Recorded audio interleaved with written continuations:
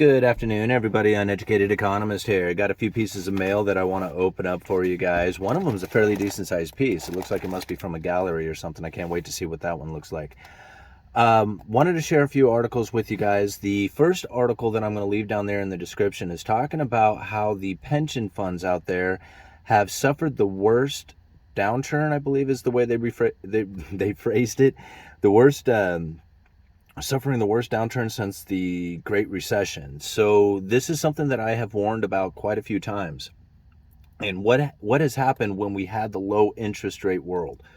Because when the interest rates fell as low as they did, especially when it comes to the U.S. Treasuries, and not just the U.S. Treasuries, but the U.S. 10-year. Like the 10-year is like the indicator of where all interest rates go.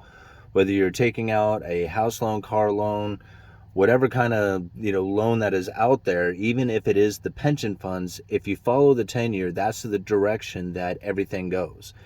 And even though the rest of the yield curve does show signs of or shows indication of what's happening in the economy, when you want to know what's going to happen with the interest rates, you follow the 10-year. The 10-year tells all. And what has gone on here over the last few years is that the interest rates have fallen so much in portfolios of fixed income investors. So these are the people like who are invested for pension funds or insurance companies, or people who are looking for a guaranteed return on their capital investments. And normally you could find the U.S. Treasuries as the safe haven place to go to. So they are guaranteed to pay, zero chance of default. There is no way that you are going to lose your money if you put it into a U.S. Treasury. What you are not guaranteed is the purchasing power that comes from that. So everything that comes after a U.S. Treasury is risk, and you're taking on risk when you're buying it. Now, when you go into corporate bonds, this is where you're going to find a better return on your fixed income, because the U.S. Treasuries are so low and the return that you get off of it really doesn't beat inflation. You need to take on risk in order to get some sort of return off of that investment. And that's moving into corporate bonds for the most part. Now, when you're moving into corporate bonds, you're taking on a lot of risk. And then if you move beyond corporate bonds and get into junk bonds, or even worse than that, you get into lending to corporations or businesses that can't even sell their junk bonds because their rating is so bad. Now you're in a position in which that these insurance companies or hedge funds, or not necessarily hedge funds, but retirement funds, pension funds, they can't invest into those companies because they are just too risky of an investment for these guys to buy. However, if you put those companies into what they call a collateralized loan obligation, so these corporations, these businesses out there who typically would not be able to even sell a junk bond are borrowing money. They create that loan. That loan gets purchased and put into a basket of other loans, and then pretty much sold off as a security, right? This collateralized loan obligation, it becomes its own bond. And if you cut that up into tranches, giving the highest tranche basically the ability to get paid first, then you can give it a higher credit rate or a higher investment grading, and then these pension funds can then go into it. Now, this is what I feel a lot of things or a lot of entities are doing, and hedge funds and pension funds and insurance companies, they're all playing into this game because of the return they can get off of investing with these more risky businesses that are out there. Risky business, right? So anyway, now what we're finding is that the tables are starting to turn, where the interest rates are rising and it's causing damage throughout this industry. Because the interest rates are rising and it's putting pressure on these businesses to either have to pay up more interest on their loan, which they probably can't afford anyway since we're going into recession, or they start going bankrupt, or they don't pay, or you have defaults, or you just have the major issues within the credit markets. And this is really what I feel is going to start taking place here, and you're starting to see the signs of it. Just take a look at the description and you can find those articles down in there. I think I might leave it at that, because these CLOs can get really confusing, especially now when you have like the issues. Because if you read the Bloomberg article, it talks about how they are starting to have trouble even packaging up these loans into the collateralized loan obligations, into these securities. And that is going to start creating issues that if these businesses can't borrow money then a lot of times they're going to have to start suffering with either defaulting on their loans or cutting back on expenses, which usually means layoffs. And that's where I really feel that is going to start taking place, is that the layoffs are going to start happening within these businesses because they are not able to borrow at ever cheaper rates. Okay, I'm going to leave it at that. Take a look at the description, find those articles down in there. Let's open up the mail. We should cover this topic a little bit more. Maybe we'll do a live stream on this one later. I don't know about later today, but maybe tomorrow afternoon or something we'll cover this particular topic in a live stream. What, no letter today? This is from Chris. Just coins? Well, thank you very much. So it looks like we have an old silver quarter proof. That is so awesome, from South Dakota. That is very cool. Thank you, sir. And then these look like regular state quarters.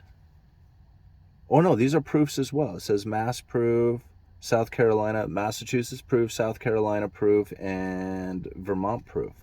But these aren't silver proofs. These are just the regular proof quarters, right? Or are they silver? They're stamped with an S. I can't remember. Are those?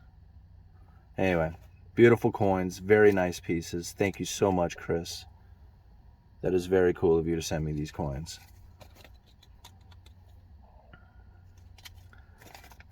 No letter, though. That's a bummer.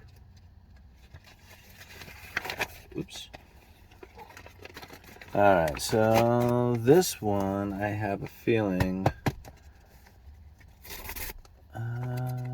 let's see here. Holy moly.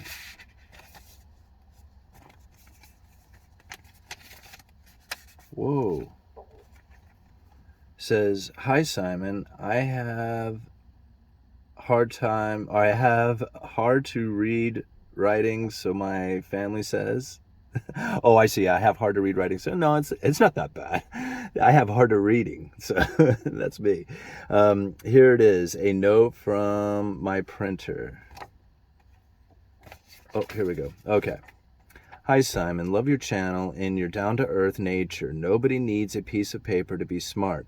I am a retired nurse, now completely jaded thanks to big pharma and the medical industry complex. I can now say whatever I want and not be fearful of losing my job. Anyway, thanks for putting yourself out there to help regular folks and the folks you are helping. You and the folks you are helping are anything but regular. I worked with a lot of not-so-smart, educated physicians. Wow, if people only knew how close their doctors came to killing them, they would stop going altogether. Huh.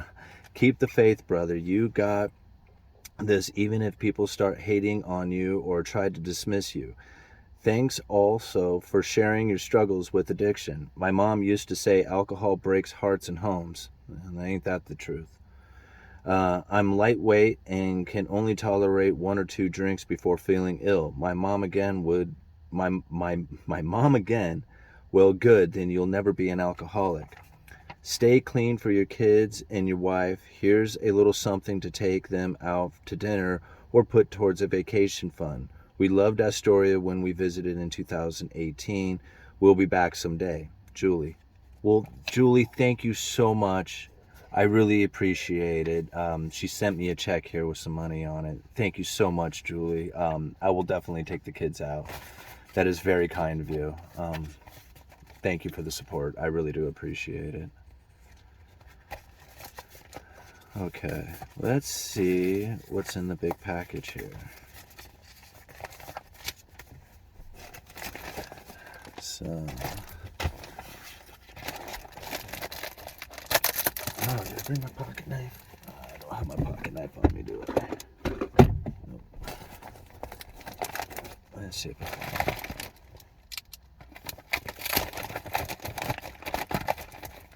Let's get this open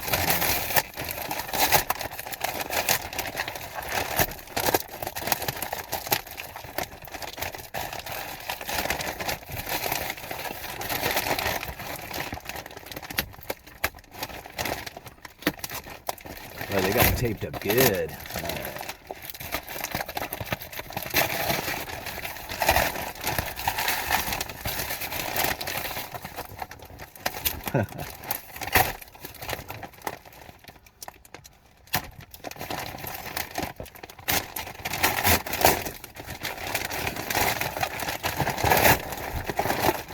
Should have brought my pocket knife out here with me. I'm surprised I don't have one in the car. Freddie must have dug it out at some point.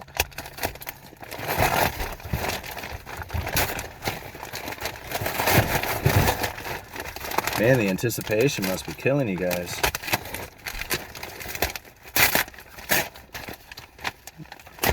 There we go.